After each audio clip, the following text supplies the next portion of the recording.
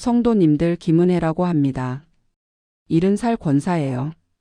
그런데 제가 수영장에서 심장이 멎었습니다. 심장이 11분 동안 멈췄어요. 그 시간 동안 천국에 있었습니다. 예수님을 뵀어요. 주님이 미래를 보여주셨습니다. 5년 뒤 한국 땅이었어요. 교회들이 보였습니다. 그런데 그중 절반이 더 이상 교회가 아니었어요. 성도님들, 이게 어떻게 가능한 일일까요? 예수님께서 직접 보여주신 광경이에요. 2030년이었습니다. 우리가 지금 다니는 교회들이요. 5년 뒤면 절반이 사라집니다. 저는 그 장면 앞에서 무릎 꿇고 울었어요. 그런데 예수님께서 한 가지를 가르쳐 주셨습니다. 교회를 지킬 방법이요. 기도였어요. 특별한 기도였습니다. 3줄밖에 안 되는 짧은 기도였어요. 그런데 그 기도가요. 제가 20년간 드렸던 모든 기도보다 강력했습니다. 잠깐만요, 성도님들. 이 이야기를 끝까지 들어주세요. 오늘 제 간증을 끝까지 들으시면요. 한국 교회가 왜 무너지는지 알게 되실 거예요. 그리고 어떻게 막을 수 있는지도요. 평생 교회 다니셔도 몰랐던 진실이 여기 있습니다. 이야기를 시작하기 전에요. 지금 교회의 미래 때문에 마음 아파하시는 분이 계시다면요. 혹은 기도의 능력을 회복하고 싶으신 분이 계시다면요. 구독과 좋아요 버튼을 눌러주세요. 여러분의 작은 손길이 같은 고민을 하는 성도들에게 희망이 될 수 있습니다. 제 이야기는 2005년 봄으로 거슬러 올라갑니다. 그해 제가 50이었어요. 남편을 잃은 지 2달째였습니다. 세상이 무너진 시기였어요. 저는 경기도 안양에서 김밥집을 했습니다. 작은 가게였어요. 남편은 근처 공장에서 일했고요. 딸 하나, 아들 하나 키웠습니다. 평범한 가정이었어요. 행복했습니다. 그런데 2010년 3월 어느 날이었습니다. 남편이 공장에서 쓰러졌어요. 전화가 왔습니다. 병원으로 오라고요. 뇌졸 중이었습니다. 갑자기 왔어요. 아무 징조도 없었습니다. 이틀을 버티다가 세상을 떠났습니다. 57살이었어요. 장례를 치르고 나니까요. 집이 텅 비었습니다. 아이들은 직장 가고 학교 가고요. 저만 남았어요. 매일 울기만 했습니다. 밥도 못 먹었어요. 김밥집 문 여는 게 두려웠습니다. 손님한테 말 거는 것도 힘들었어요. 대답이 안 나왔습니다. 그때 이웃집 아주머니가 찾아오셨어요. 매주 오셨습니다. 말은 많이 안 하셨어요. 그냥 옆에 앉아 계셨습니다. 제 손을 잡아주셨어요. 한 달쯤 흘렀을 때 아주머니가 조심스럽게 말씀하셨습니다. 권사님, 우리 교회 한번 나가 보실래요? 위로가 될 거예요. 저는 거절했어요. 교회요? 저는 그런데 안 맞아요. 그런데 아주머니는 포기 안 하셨습니다. 계속 찾아오셨어요. 매주요. 결국 제가 먼저 물었습니다. 교회가 어디 있어요? 아주머니 얼굴이 환해졌어요. 안양이에요. 여기서 가까워요. 걸어서 10분이면 돼요. 다음 주 일요일 따라 나섰습니다. 처음이었어요. 그날 이후로 저는 빠지지 않았습니다. 일주일이 7일인데 사흘은 교회에 있었어요. 수요 예배, 금요 철야, 주일 예배까지요. 새벽 기도회는 나중에야 시작했습니다. 김밥집 준비 때문에요. 하지만 저녁 시간은 다 교회에 썼어요. 처음엔 위로 때문이었습니다. 찬양 소리만 들어도 눈물이 났어요. 목사님 기도 소리에 남편 얼굴이 떠올랐습니다. 설교 말씀 하나하나가 제 마음을 어루만졌어요. 1년이 흘렀습니다. 교회가 제 삶이 됐어요.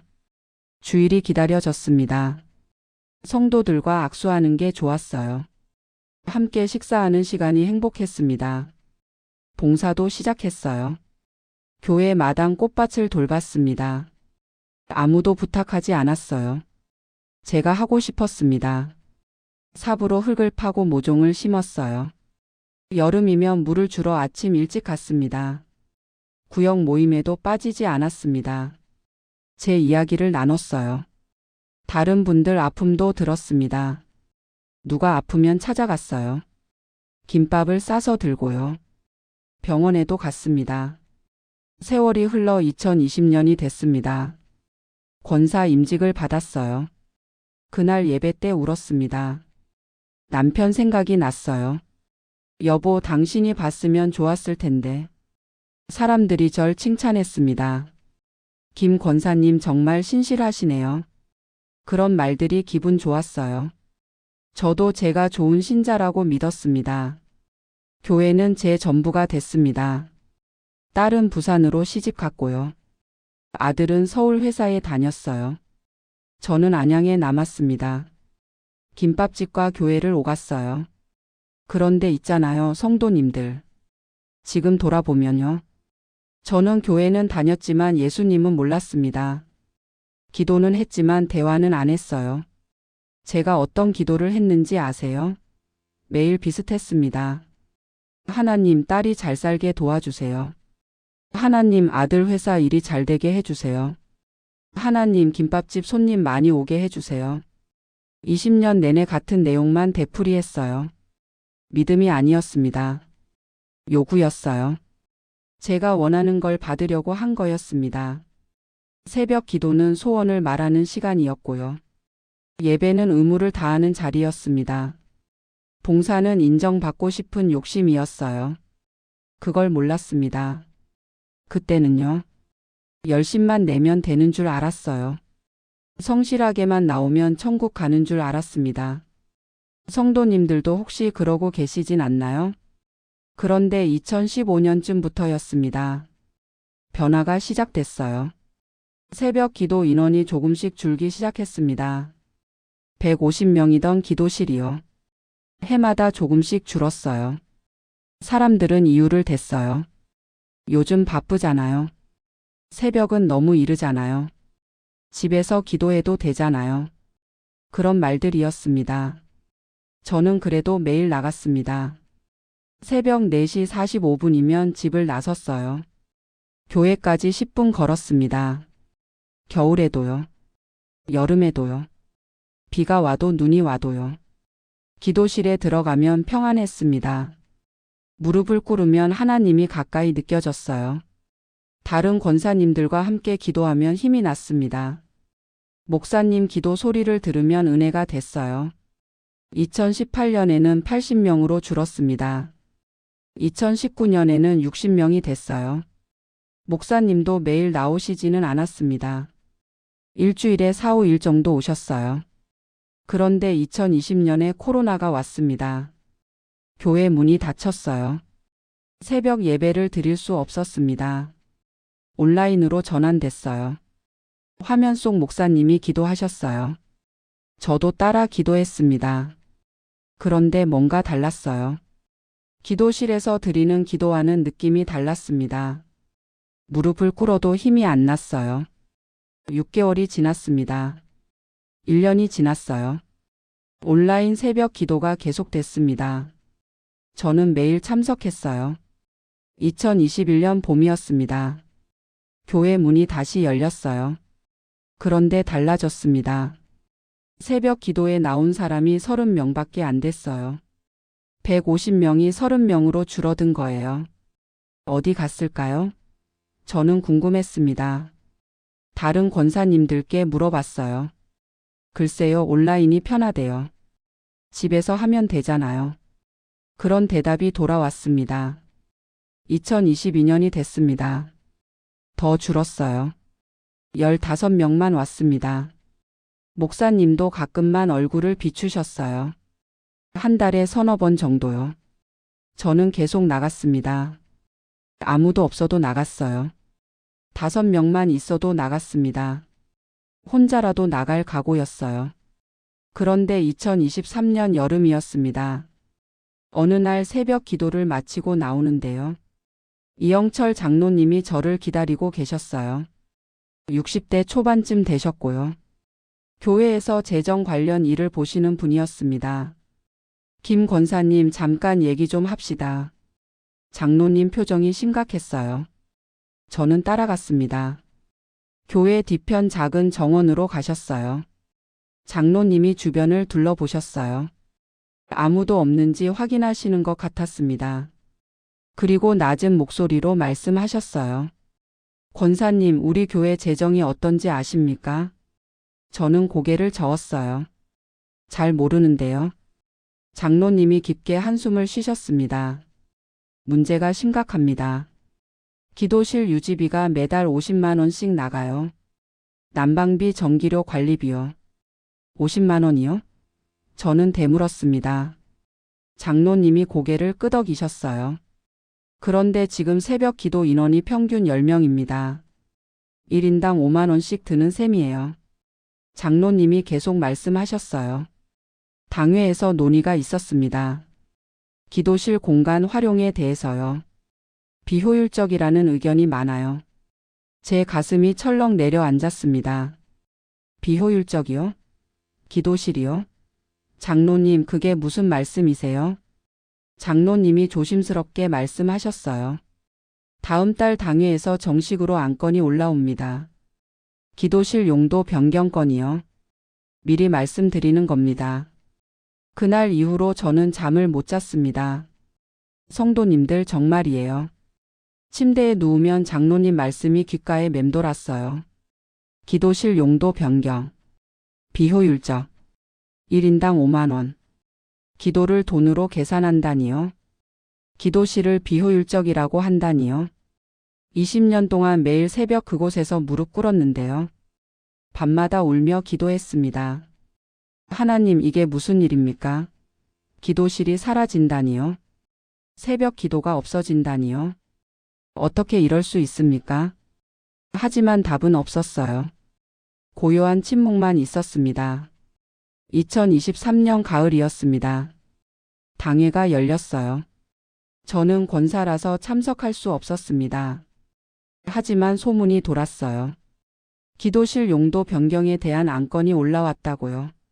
며칠 후 박혜진 장로님이 저를 찾아오셨습니다. 50대 후반쯤 되셨고요. 교육 담당하시는 분이었어요. 권사님, 들으셨어요? 당회 결정요. 무슨 결정인가요? 저는 떨리는 목소리로 물었습니다. 박 장로님이 조심스럽게 말씀하셨어요.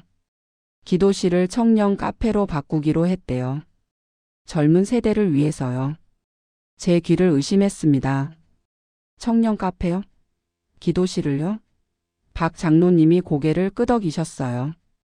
청년부장 윤서준 집사가 제안했답니다. 요즘 애들은 기도실보다 카페를 원한대요. 저는 그날 밤 잠을 못 잤습니다. 성도님들 정말이에요. 침대에 누우면 장로님 말씀이 계속 떠올랐습니다. 청년 카페. 기도실이 카페로요. 2024년 2월이었습니다. 공동의회가 소집됐어요. 성도 전체가 모였습니다. 저도 참석했어요. 가슴이 두근거렸습니다. 정태수 목사님이 앞으로 나오셨어요. 마이크를 잡으셨습니다. 사랑하는 성도 여러분, 오늘 중요한 안건을 상정합니다. 기도실 공간 활용에 관한 것입니다. 목사님이 계속 말씀하셨어요. 현재 새벽 기도 인원이 10명 미만입니다. 반면 청년부는 80명입니다. 공간 효율성을 고려해야 합니다. 기도는 각자 골방에서 드릴 수 있습니다. 예수님께서도 골방 기도를 말씀하셨습니다. 이영철 장로님이 발언하셨어요. 재정적으로 보면요. 기도실 유지 비용이 연간 600만 원입니다. 이걸 청년 카페로 전환하면 젊은 세대를 끌어들일 수 있습니다. 교회 미래를 생각해야 합니다. 박혜진 장로님도 말씀하셨어요.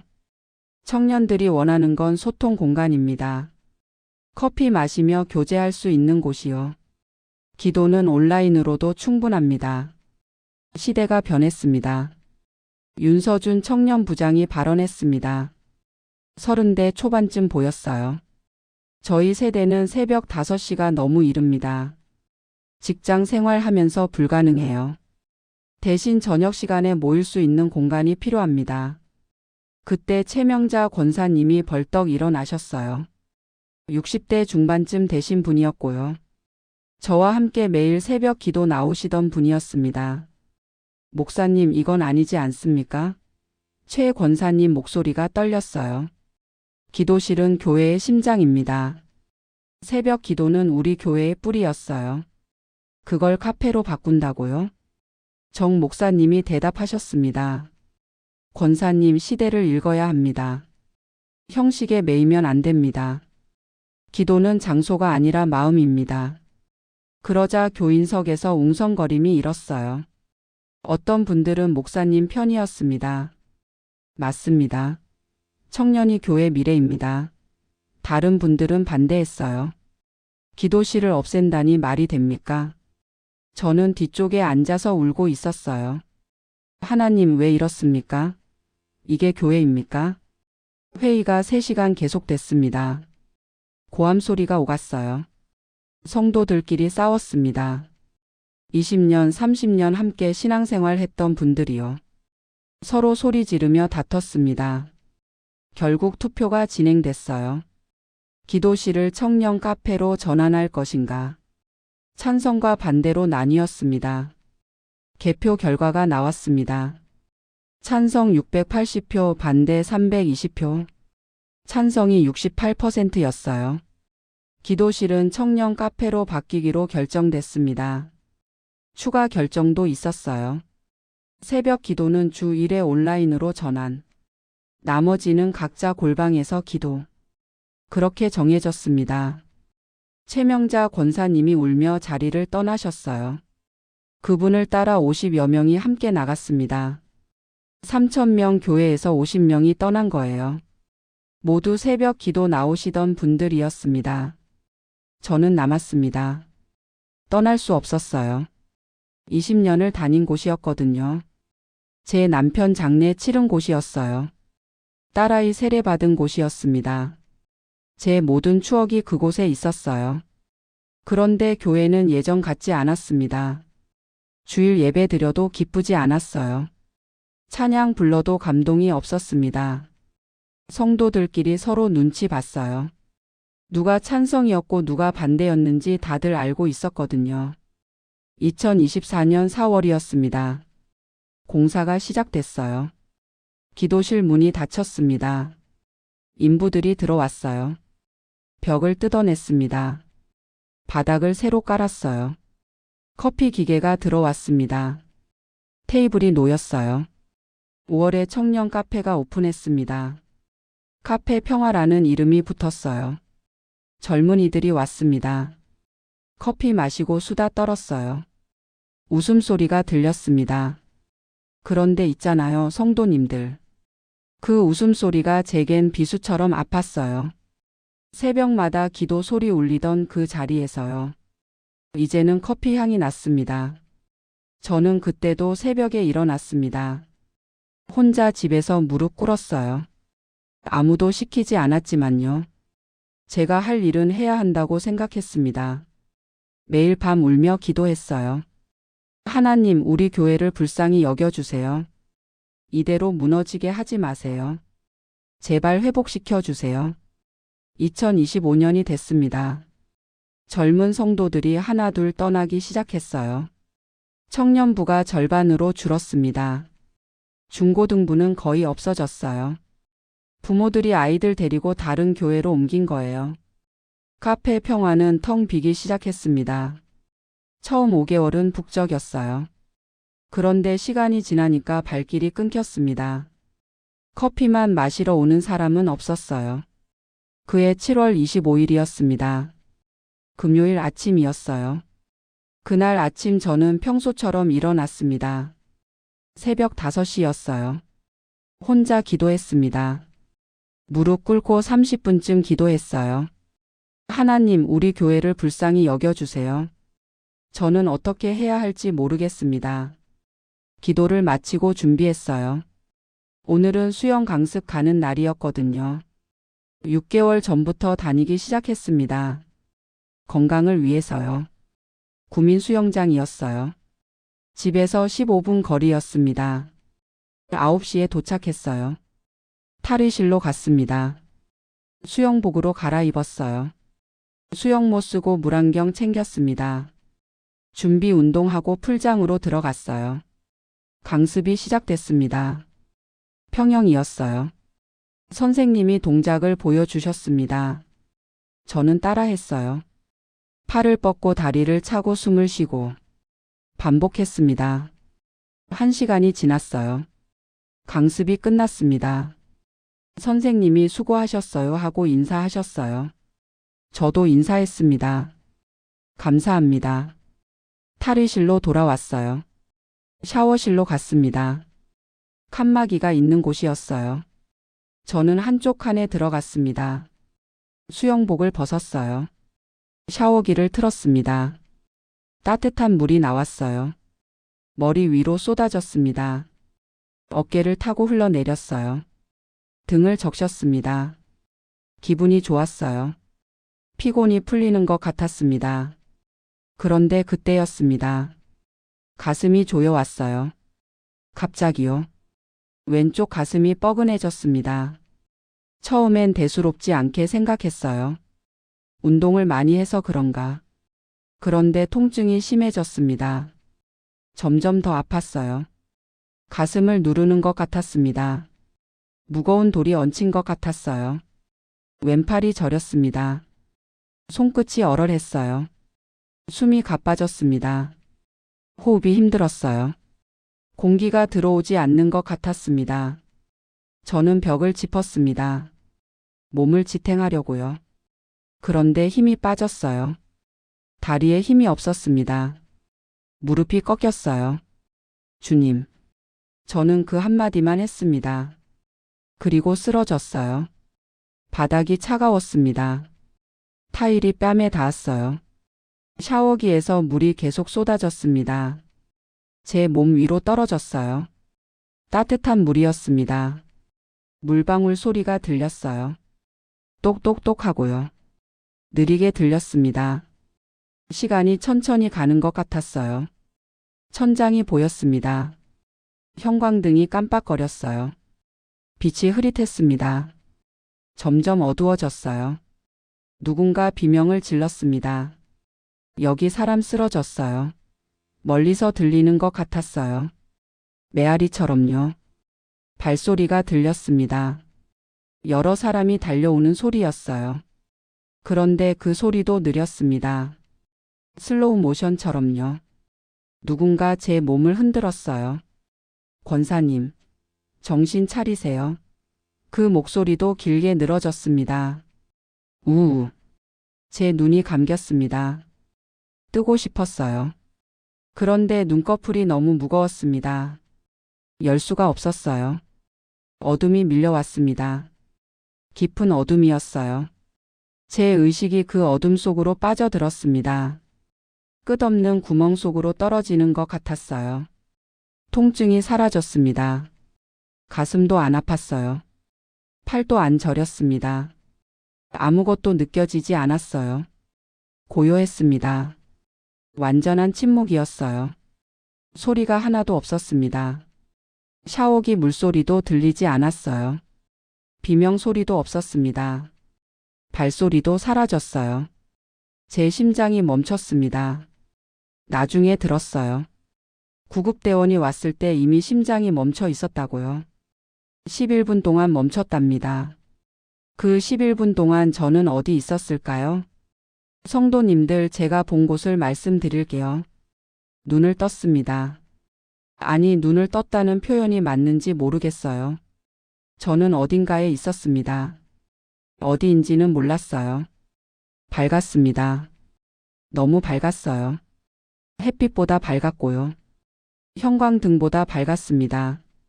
하지만 눈이 부시지 않았어요. 그 빛이 따뜻했거든요. 빛이 저를 감쌌습니다. 사방이 빛이었어요. 위도 아래도 옆도 전부 빛이었습니다. 온 세상이 빛으로 가득했어요. 저는 그 빛 속에 있었습니다. 서 있는지 떠 있는지 알 수 없었어요. 중력이 느껴지지 않았습니다. 무게도 없었어요. 그런데 저는 분명히 의식이 있었습니다.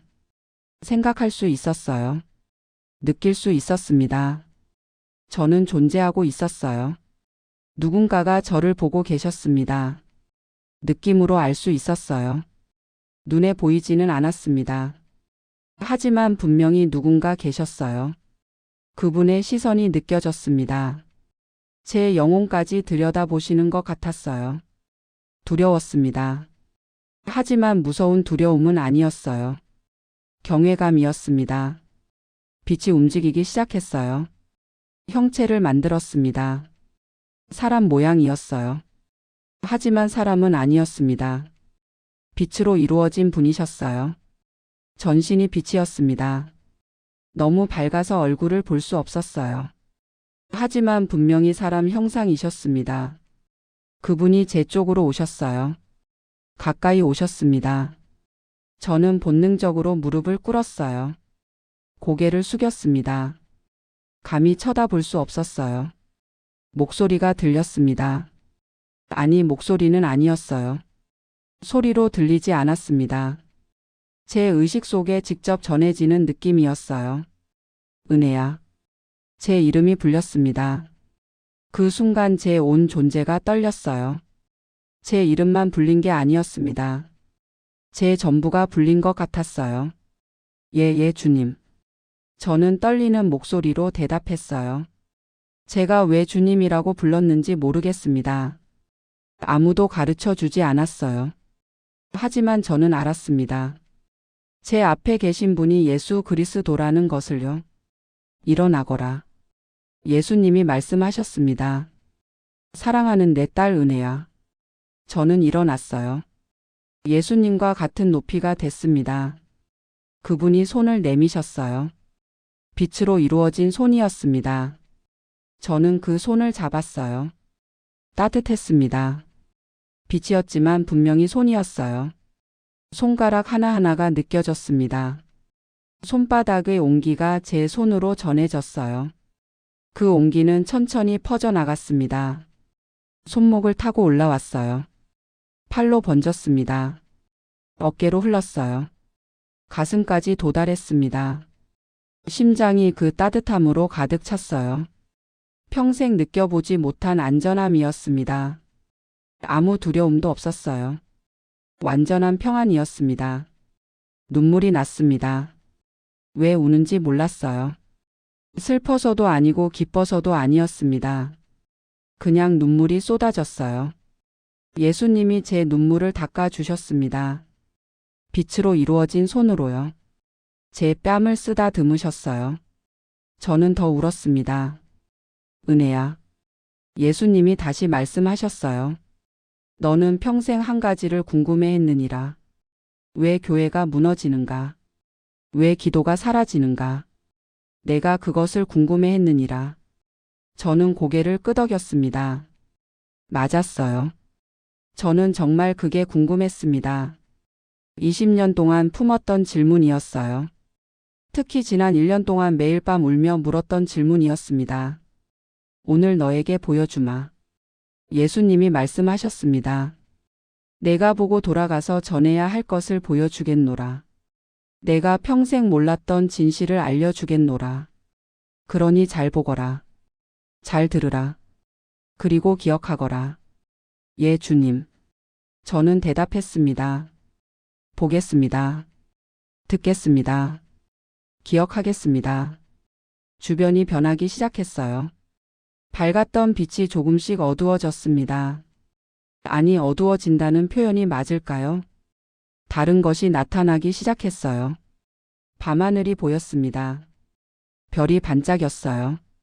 고요했습니다. 평화로웠어요. 그리고 아래쪽에 뭔가가 보였습니다. 멀리서요. 동그란 모양이었어요. 지구였습니다. 저는 우주에서 지구를 내려다보고 있었어요. 파란 바다가 보였습니다. 갈색 땅도 보였어요. 흰 구름이 떠 있었습니다. 아름다웠어요. 지구가 점점 가까워졌습니다. 제가 내려가고 있었어요. 빠르게 내려가고 있었습니다. 육지가 보이기 시작했어요. 산이 많았습니다. 강이 흘렀어요. 한반도였습니다. 한국 땅이었어요. 예수님이 제 옆에 서 계셨어요. 함께 내려다 보셨습니다. 보거라. 예수님이 말씀하셨어요. 내가 사랑하는 땅이니라. 내가 태어나고 자란 땅이니라. 내가 평생 살아온 땅이니라. 예, 주님. 저는 대답했습니다. 제 고향입니다. 한국 땅이 더 가까워졌습니다. 도시들이 보였어요. 서울, 부산, 대구, 대전, 광주. 큰 도시들이 불빛으로 반짝였습니다. 밤이었거든요. 건물들이 보였어요. 높은 빌딩들이 있었습니다. 낮은 주택들도 보였어요. 거리에는 자동차가 다녔습니다. 그리고 교회들이 보였습니다. 성도님들 정말이에요. 교회들이 보이기 시작했어요. 각 교회 위에 황금빛 구름이 떠 있었습니다. 하나님의 임재를 상징하는 빛이었어요. 너무 많았습니다. 셀 수 없을 만큼 많았어요. 서울에만 수천 개가 있는 것 같았습니다. 부산에도 대구에도 대전에도 광주에도요.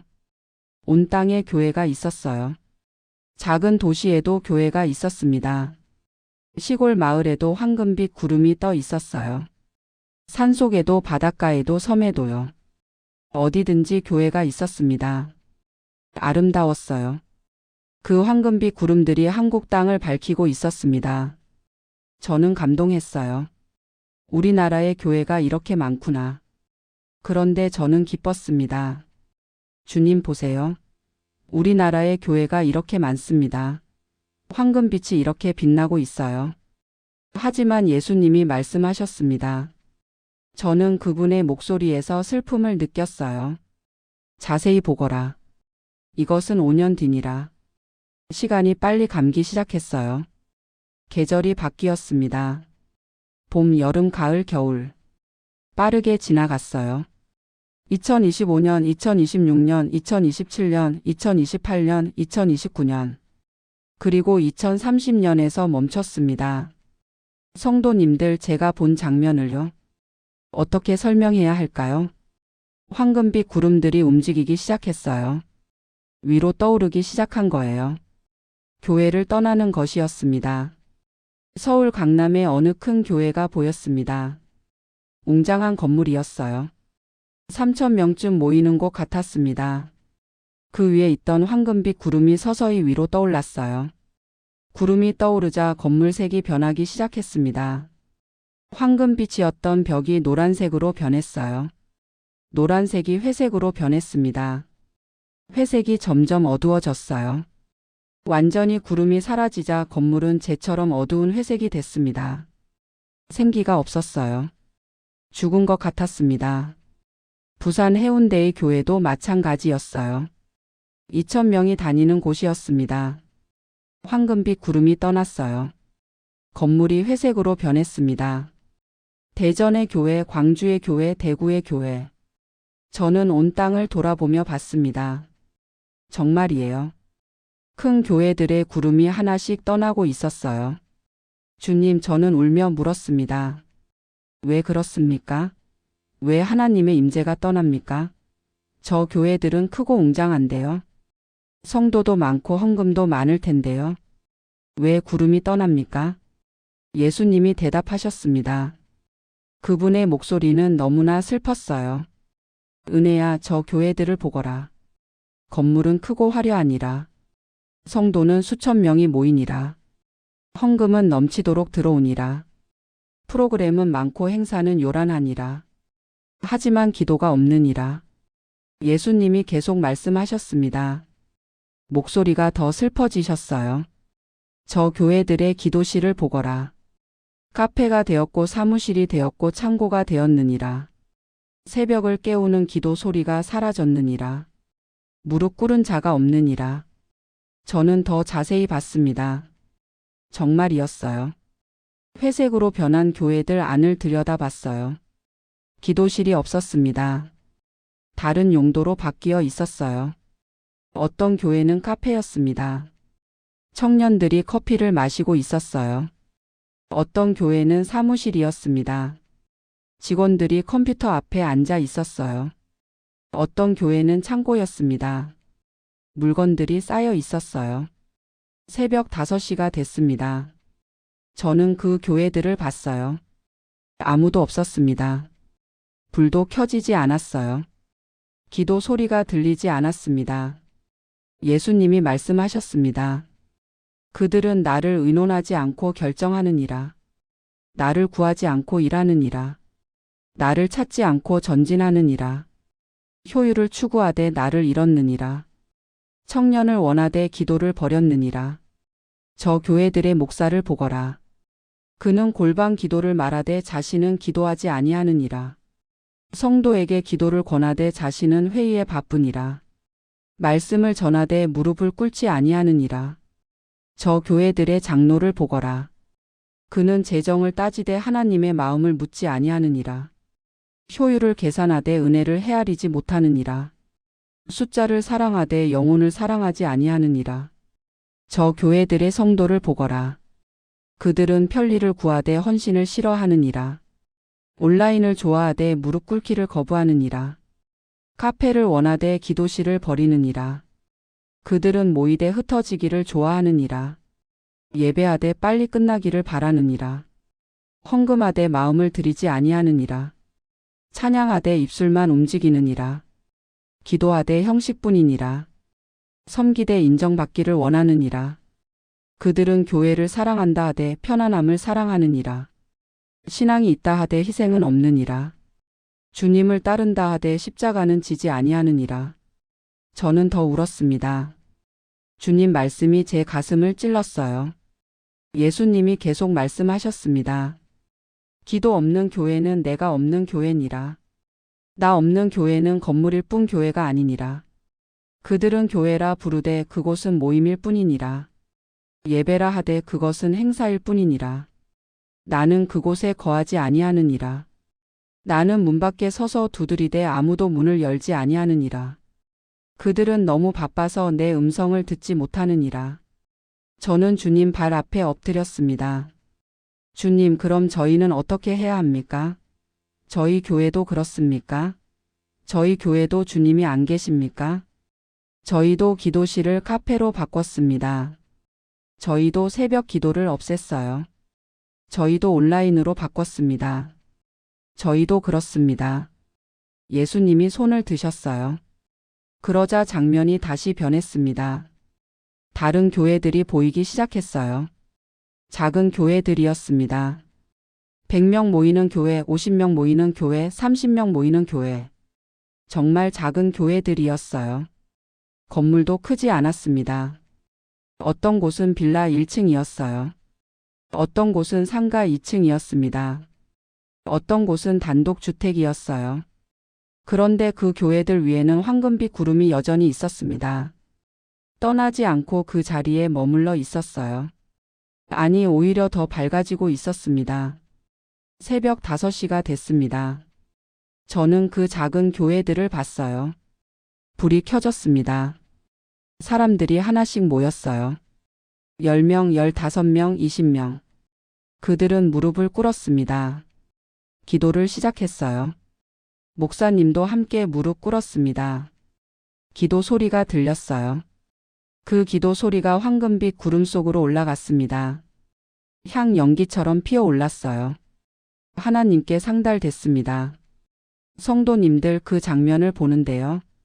제 가슴이 뜨거워졌어요. 눈물이 났습니다. 저곳에 주님이 계셨어요. 진짜 교회였습니다. 예수님이 말씀하셨습니다. 은혜야, 저 교회들을 보거라. 건물은 작고 초라하니라. 성도는 수십 명에 불과하니라. 헌금은 적고 프로그램도 없느니라. 하지만 나는 그곳에 거하느니라. 저 교회들의 목사를 보거라. 그는 적은 사례비를 받으되 감사하니라. 그는 작은 교회를 부끄러워하지 아니하고 자랑하느니라. 그는 성도 한 명 한 명의 이름을 알고 그들을 위해 눈물로 기도하느니라. 그는 새벽마다 일어나 먼저 무릎 꿇느니라. 성도들이 오기 전에 그곳에서 나를 만나느니라. 그는 나와 대화하고 나의 음성을 들으려 하느니라. 그리고 나의 마음을 성도들에게 전하느니라. 저 교회들의 성도를 보거라. 그들은 편리를 버리고 새벽을 택하느니라. 온라인을 끄고 무릎을 꿇느니라. 카페보다 기도실을 사랑하느니라. 그들은 서로 진실로 사랑하느니라. 함께 울고 함께 웃느니라. 부자와 가난한 자의 구별이 없고 높은 자와 낮은 자의 차별이 없느니라. 그들은 진정으로 한 가족이니라. 저 교회들이 한국을 살릴 것이니라. 크고 화려한 교회가 아니라 작고 진실한 교회가 한국을 살릴 것이니라. 건물이 아니라 기도가, 숫자가 아니라 무릎이, 프로그램이 아니라 눈물이 한국을 살릴 것이니라. 저는 그 작은 교회들을 계속 봤습니다. 어떤 교회는 성도가 30명밖에 안 됐어요. 어떤 교회는 50명이었습니다. 건물은 정말 작고 낡았어요. 하지만 그곳에는 생명이 있었습니다. 진짜 예배가 있었어요. 진짜 기도가 있었고요. 진짜 사랑이 있었습니다. 진짜 예수님이 계셨어요. 예수님이 저를 다시 밝은 곳으로 데려가셨습니다. 우리는 다시 황금빛 공간에 서 있었어요. 2030년에 한국은 사라졌고요. 다시 빛만 가득한 곳이었습니다. 사랑하는 내 딸 은혜야. 예수님이 말씀하셨습니다. 이제 너는 알았느니라. 왜 교회가 무너지는지를요. 저는 고개를 끄덕였습니다. 눈물이 멈추지 않았어요. 예, 주님. 알았습니다. 기도가 없어서입니다. 주님을 찾지 않아서입니다. 주님이 안 계셔서입니다. 그렇느니라. 예수님이 말씀하셨습니다. 그런데 은혜야, 내가 알아야 할 것이 하나 더 있느니라. 무엇입니까, 주님? 이것은 목사만의 잘못이 아니니라. 예수님이 말씀하셨어요. 장로의 잘못도 아니니라. 권사의 잘못도 아니니라. 성도의 잘못도 아니니라. 모두의 잘못이니라. 목사는 기도를 잃었대, 성도들도 기도를 버렸느니라. 장로는 효율을 따졌대, 성도들도 편리를 구했느니라. 권사는 인정을 원했대, 다른 성도들도 칭찬을 사랑했느니라. 모두가 나를 믿는다 하되 자기를 믿었느니라. 모두가 나를 섬긴다 하되 자기를 섬겼느니라. 모두가 나를 사랑한다 하되 내가 주는 것을 사랑했을 뿐이니라. 교회가 무너진 것이 아니니라. 처음부터 교회가 아니었느니라. 그들은 내 이름으로 모였대, 내가 그곳에 없었느니라. 저는 무릎을 꿇었습니다. 주님, 저도 그랬습니다. 저도 주님을 사랑한다 하면서요. 제가 원하는 것만 구했습니다. 딸 잘되게, 아들 잘되게, 가게 잘되게. 20년 동안 그것만 기도했어요. 주님을 진짜 사랑한 적이 없었습니다. 주님이 주시는 것만 사랑했어요. 저도 교회를 무너뜨린 사람 중 하나였습니다. 예수님이 저를 일으키셨어요. 알고 있느니라. 그분이 말씀하셨습니다. 하지만 이제 너는 깨달았느니라. 내가 회개했느니라. 그것으로 충분하단다. 예수님이 저를 안으셨습니다. 빛으로 저를 감싸셨어요. 따뜻했습니다. 저는 그 품에서 한참을 울었어요. 사랑하는 내 딸 은혜야. 예수님이 말씀하셨습니다. 이제 너에게 교회를 지킬 방법을 가르쳐 주겠노라. 저는 귀를 기울였습니다. 주님, 가르쳐 주세요. 저는 간절히 말했어요. 교회를 지키는 기도니라. 예수님이 말씀하셨어요. 이 기도를 드리는 사람이 10명만 있어도 교회는 무너지지 아니하느니라. 20명이 있으면 교회가 살아나느니라. 100명이 있으면 한국이 변화하느니라. 저는 더 집중했습니다. 주님 말씀 한마디 한마디를 제 마음에 새기려고 했어요. 예수님이 제 머리에 손을 얹으셨습니다. 빛으로 이루어진 손이었지만 따뜻했어요. 그 순간 뭔가가 제 안으로 흘러 들어왔습니다. 성도님들, 그 순간을 어떻게 설명해야 할까요? 시간이 느려졌습니다. 아니, 시간이 멈춘 것 같았어요. 제 주변의 모든 것이 정지했습니다. 황금빛이 제 머리에서 온몸으로 퍼져나갔어요. 천천히요. 아주 천천히요. 목을 타고 내려왔습니다. 어깨로 흘렀어요. 팔로 번졌습니다. 가슴으로 스며들었어요. 배로 내려갔습니다. 다리로 흘러갔어요. 발끝까지 도달했습니다. 제 안에 뭔가가 열리고 있었어요. 평생 닫혀 있던 문이 열리는 것 같았습니다. 어둠 속에 있던 방에 빛이 들어오는 것 같았어요. 제가 몰랐던 진리가 드러나고 있었습니다. 기도가 무엇인지 알게 됐어요. 제가 20년 동안 드렸던 건 진짜 기도가 아니었습니다. 요구였어요. 명령이었습니다. 거래였어요. 진짜 기도는 달랐습니다. 진짜 기도는 내려놓는 것이었어요. 제 뜻을 포기하는 것이었습니다. 제 생각을 버리는 것이었어요. 주님의 뜻을 구하는 것이었습니다. 진짜 기도는 대화였어요. 일방적인 요구가 아니었습니다. 주님의 음성을 듣는 것이었어요. 주님의 마음을 아는 것이었습니다. 주님과 하나 되는 것이었어요. 진짜 기도는 소유를 포기하는 것이었습니다. 내 교회가 아니라 주님 교회라고 고백하는 것이었어요. 내 계획이 아니라 주님 계획을 따르는 것이었습니다. 내 방법이 아니라 주님 방법을 택하는 것이었어요. 그 깨달음이 폭포처럼 쏟아졌습니다. 빛의 강물처럼 밀려왔어요. 제 영혼이 그 진리로 가득 찼습니다. 예수님이 말씀하셨습니다. 이제 기도를 가르쳐 주마. 예수님의 음성이 제 귓가에 울렸어요. 아니, 귓가가 아니었습니다. 제 심장에 새겨지는 느낌이었어요. 제 영혼에 각인되는 느낌이었습니다. 주님, 이 교회는 주님 것입니다. 첫 번째 줄이었어요. 저는 그 말씀을 받았습니다. 제 입으로 따라했어요. 주님, 이 교회는 주님 것입니다. 그 순간 제가 얼마나 교회를 소유하려 했는지 깨달았습니다. 내 교회, 우리 교회. 그렇게 말했어요. 하지만 교회는 주님 것이었습니다. 우리가 소유할 수 없었어요. 20년 동안 저는 교회를 제 것인 양 행동했습니다. 제 방식대로 섬기려 했어요. 제 생각대로 봉사하려 했습니다. 주님께 물어보지 않았어요. 제 생각을 내려놓습니다. 두 번째 줄이었어요. 저는 또 따라했습니다. 제 생각을 내려놓습니다. 제가 얼마나 제 생각에 매여 있었는지 보였습니다. 이렇게 해야 한다, 저렇게 하면 안 된다. 제 생각만 옳다고 믿었어요. 다른 사람 생각은 틀렸다고 판단했습니다. 교회가 어떻게 되어야 한다는 제 생각이 있었어요. 목사님이 어떻게 해야 한다는 제 생각이 있었습니다. 성도들이 어떻게 살아야 한다는 제 생각이 있었어요. 하지만 주님 생각은 물어본 적이 없었습니다. 주님 뜻을 구한 적이 없었어요. 저는 제 생각대로만 살았습니다. 주님 뜻대로 하소서. 세 번째 줄이었어요. 저는 울며 따라했습니다. 주님 뜻대로 하소서. 순종이었습니다. 진짜 믿음이었어요. 제 뜻을 포기하고 주님 뜻을 따르는 것이었습니다. 제가 원하는 것이 아니라 주님이 원하시는 것을 하는 것이었어요. 20년 동안 저는 제 뜻대로 살았습니다. 하나님 이름을 불렀지만 제 뜻을 관철시키려 했어요. 기도한다고 했지만 제 소원을 말했습니다. 순종한다고 했지만 제 방식을 고집했어요. 세 줄이었습니다. 그게 전부였어요. 하지만 그 안에 모든 게 담겨 있었습니다. 예수님이 설명하셨습니다.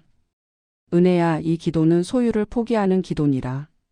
내 교회가 아니라 주님 교회라고 고백하는 것이니라. 너희는 교회를 소유하려 하되 교회는 내 것이니라. 건물을 세우고 성도를 모으고 프로그램을 만들되 그것이 내 것인지 너희 것인지 분별하지 못하느니라. 이 기도는 생각을 내려놓는 기도니라. 내가 옳다가 아니라 주님 생각을 구하는 것이니라. 너희는 내 생각대로 교회를 운영하려 하되 내 뜻을 물어본 적이 없느니라. 회의하고 결정하고 시행하되 내가 원하는 것인지 확인하지 아니하느니라. 이 기도는 순종을 다짐하는 기도니라. 주님 뜻대로 주님이 원하시는 대로 따르겠다는 고백이니라. 너희는 내 이름을 부르되 내 뜻대로 살아왔느니라. 순종한다 하되 내가 이해할 때만 따랐느니라. 믿는다 하되 내가 원할 때만 신뢰했느니라. 성도님들, 예수님 말씀을 들으면서요. 저는 제가 얼마나 잘못 살았는지 깨달았어요. 저는 한 번도 진짜 기도를 드린 적이 없었습니다. 한 번도 교회가 주님 것이라고 생각한 적이 없었어요. 한 번도 제 생각을 내려놓은 적이 없었습니다. 한 번도 주님 뜻을 구한 적이 없었어요. 이 기도를 진심으로 드리는 사람이 10명만 있으면 교회는 무너지지 아니하느니라. 예수님이 말씀하셨습니다. 20명이 있으면 교회가 살아나느니라. 100명이 있으면 한국이 변화하느니라. 크기가 아니니라. 숫자가 아니니라. 건물이 아니니라. 프로그램이 아니니라. 진심이니라. 이 기도를 진심으로 드리는 자가 있으면 나는 그곳에 거하느니라. 저는 그 기도를 마음에 새겼습니다. 주님, 이 교회는 주님 것입니다. 제 생각을 내려놓습니다. 주님 뜻대로 하소서. 세 줄이었지만요. 그 안에는 제가 평생 배우지 못했던 진리가 담겨 있었어요. 소유 포기, 생각 내려놓기, 순종. 그것이 진짜 신앙의 모습이었습니다. 예수님이 저를 다시 안으셨습니다. 빛이 저를 감쌌어요. 따뜻했습니다. 이제 너는 돌아가야 한단다. 예수님이 말씀하셨습니다. 저는 아쉬웠습니다. 주님, 조금만 더 여기 있으면 안 됩니까? 예수님이 고개를 저으셨어요. 아직 때가 아니니라. 너는 아직 할 일이 많단다. 돌아가서 전하거라. 내가 본 것을, 내가 들은 것을, 내가 배운 기도를요. 예, 주님. 저는 대답했습니다. 전하겠습니다. 주변이 다시 변하기 시작했습니다. 황금빛이 흐려졌어요. 저는 다시 어둠 속으로 들어가고 있었습니다. 하지만 이번에는 두렵지 않았습니다. 왜냐하면 저는 알고 있었기 때문이에요. 제가 무엇을 해야 하는지요. 누군가 제 이름을 부르는 소리가 들렸습니다. 엄마, 엄마, 정신 차리세요. 저는 눈을 떴어요. 아니, 뜨려고 애썼습니다. 눈꺼풀이 너무 무거웠어요. 조금씩 떴습니다. 하얀 천장이 보였어요. 형광등 불빛이 눈부셨습니다. 삐삐삐 하는 기계 소리가 들렸어요. 병원이었습니다. 엄마. 옆에서 목소리가 또 들렸어요. 고개를 돌렸습니다. 딸 수진이가 있었어요. 얼굴이 눈물 범벅이었습니다. 수진아. 저는 겨우 말했습니다. 목이 쉬어 있었어요. 엄마. 수진이가 제 손을 잡았습니다. 정신 차리셨어요? 정말 다행이에요. 의사 선생님이 들어오셨어요.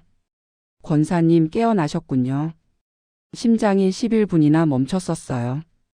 뇌 손상도 없고 후유증도 전혀 없습니다. 정말 기적이에요. 저는 알았습니다. 기적이 아니라 사명이라는 것을요. 수진이가 설명했어요. 수영장 샤워실에서 쓰러지셨대요. 다른 분이 발견하고 바로 구급차 불렀대요. 병원 오는 동안 심폐소생술 했대요. 병원 도착해서도 심장이 안 뛰었대요. 그런데 갑자기 다시 뛰기 시작했대요. 저는 미소를 지었어요. 제가 어디 갔다 왔는지 아무도 몰랐습니다. 하지만 저는 알았어요. 사흘 후 아들 민수도 서울에서 내려왔습니다. 엄마, 정말 놀랐어요. 괜찮으세요? 괜찮아. 엄마, 괜찮아. 오히려 더 건강해진 것 같아. 3달 동안 입원했습니다. 검사도 많이 받았어요. 다 정상이었습니다. 의사 선생님이 놀라워했어요. 태어나는 날이었습니다. 10월 말이었어요. 가을이 깊어지고 있었습니다. 집으로 가는 길에 교회 앞을 지나갔어요. 수진이가 운전했습니다. 저는 창밖을 봤어요. 교회 건물이 보였습니다. 20년을 다닌 곳이었어요. 변한 게 없어 보였습니다. 하지만 저는 알았어요. 많은 게 변했다는 것을요. 수진아, 잠깐 차 세워줄래? 엄마, 교회 가시게요? 응, 잠깐만. 교회로 들어갔습니다. 주일이 아니었지만 문은 열려 있었어요. 성도 몇 분이 계셨습니다. 저를 보고 놀라셨어요. 김 권사님, 살아나셨어요? 소문 들었어요.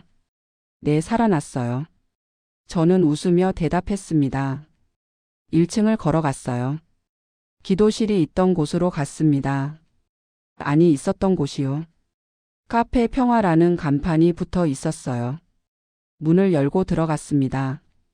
테이블이 놓여 있었어요. 커피 기계가 있었습니다. 청년 몇 명이 앉아 있었어요. 조용했습니다. 이곳에서 매일 새벽 기도 소리가 울렸는데요. 이제는 커피 향만 났습니다. 정태수 목사님이 지나가시다가 저를 보셨어요. 김 권사님, 퇴원하셨군요. 하나님 은혜네요.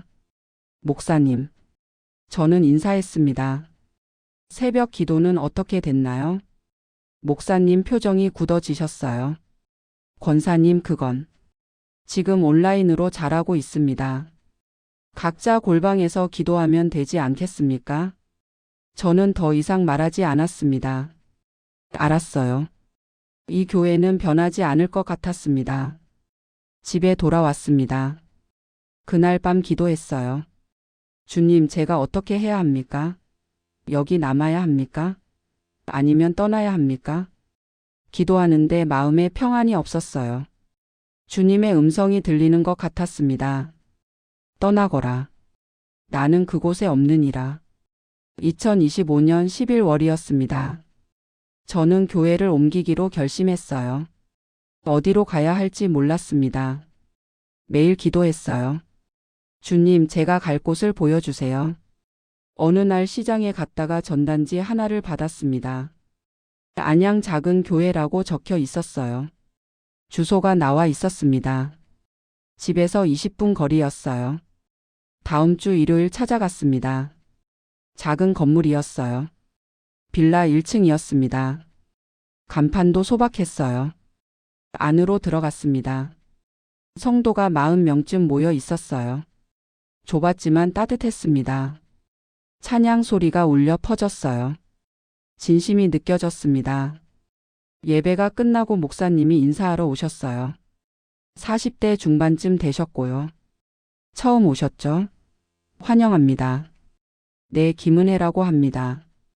근처에 살아요. 저희 교회는 작습니다. 목사님이 웃으셨어요. 하지만 새벽 기도는 살아 있어요. 매일 20명쯤 모입니다. 제 가슴이 뛰었습니다. 새벽 기도요? 네, 매일 5시에 시작합니다. 오실 수 있으세요? 갈 수 있습니다. 저는 대답했어요. 다음 날 새벽 4시 40분에 집을 나섰습니다. 20분을 걸어갔어요. 교회에 도착하니 불이 켜져 있었습니다. 기도실로 들어갔어요. 15명쯤 계셨습니다. 무릎을 꿇고 기도하고 계셨어요. 저도 무릎을 꿇었습니다. 오랜만이었어요. 다른 성도들과 함께 무릎 꿇는 게요. 눈물이 났습니다. 주님, 감사합니다. 한 달이 지났습니다. 목사님이 저를 찾아오셨어요. 권사님, 간증 한번 해주시겠어요? 권사님 이야기를 성도들이 들어야 할 것 같아요. 어느 주일 저녁 예배 때였습니다. 저는 앞으로 나갔어요. 마이크를 잡았습니다. 떨렸어요. 성도님들, 제가 오늘 간증 하나 하려고 합니다. 제가 수영장에서 죽었다가 살아난 이야기예요. 그 11분 동안 천국에 갔었습니다. 예수님을 뵀어요. 성도들이 숨죽이며 들었습니다. 저는 계속 말했어요. 예수님께서 제게 2030년 한국을 보여주셨어요. 교회들이 절반으로 줄어 있었습니다. 하나님의 임재가 떠난 교회들이었어요. 왜 그랬는지 아세요? 기도가 없어서였습니다. 기도실이 사라지고 새벽 기도가 없어지고 무릎 꿇은 자가 없어서였어요.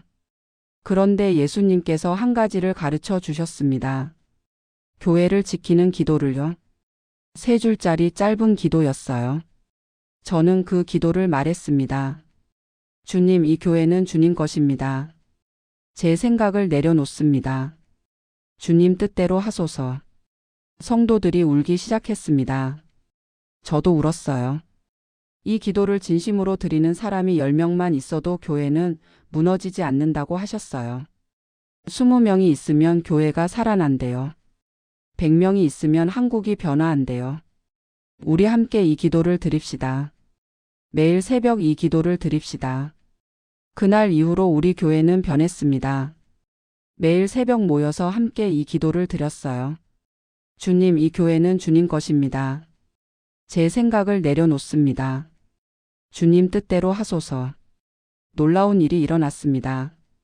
성도들 사이에 사랑이 깊어졌어요. 서로를 위해 눈물로 기도했습니다.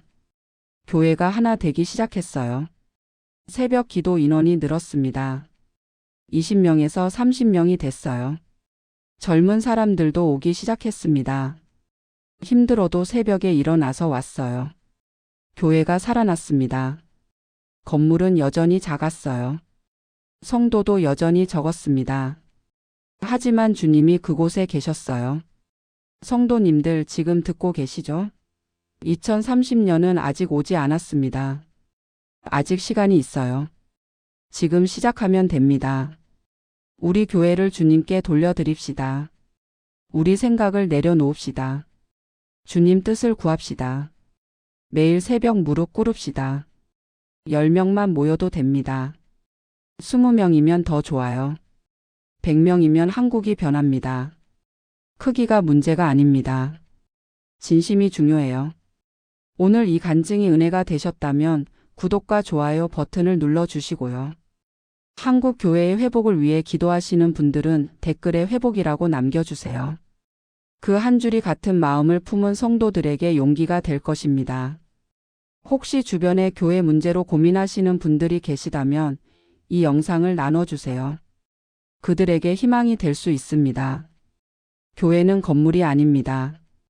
교회는 예수님을 진심으로 찾는 사람들입니다. 함께 이 기도를 드립시다.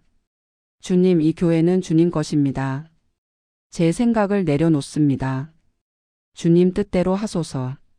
시편 127편 1절 말씀입니다. 여호와께서 집을 세우지 아니하시면 세우는 자의 수고가 헛되며 여호와께서 성을 지키지 아니하시면 파수꾼의 깨어 있음이 헛되도다. 한국 교회의 주님의 회복하시는 은혜가 임하기를 기도합니다. 예수님 이름으로 기도합니다. 아멘.